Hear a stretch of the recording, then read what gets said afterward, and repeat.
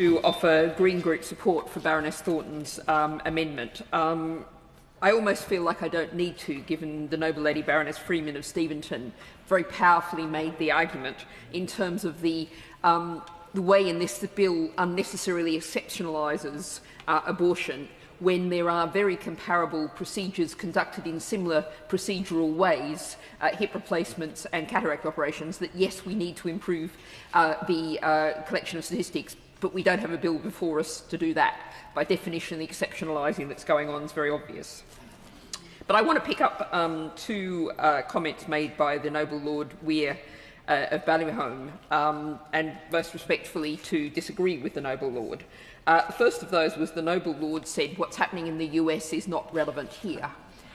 Now, when I spoke at second reading, I spoke about the influence, the money flowing from the United States of America into the UK. And I can update your Lordship's House on what I said then, and I was referring then back to going back as far as a book I wrote in 2014 addressing these issues, a chapter of a book in 2014 addressing these issues.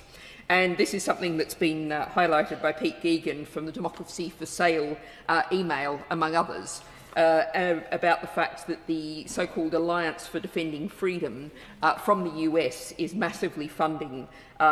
In 2020, it put £324,000 into a similarly named organisation in the UK.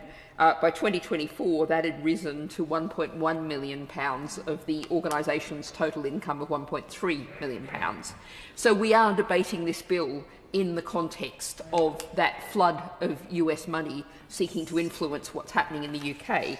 And I will note that I put a question to the government about this, written question 6542, and I'm afraid I don't think the government is taking this with the seriousness that it deserves in terms of defending our democracy.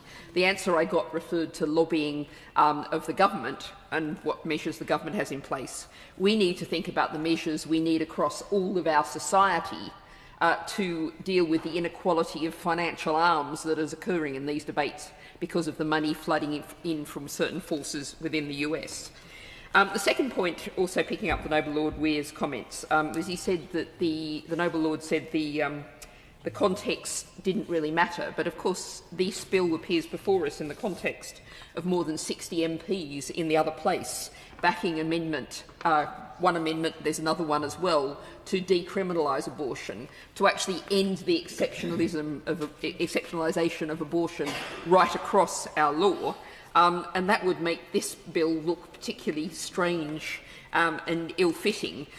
So for those reasons, I support the Noble Lady Baroness Thornton's amendment.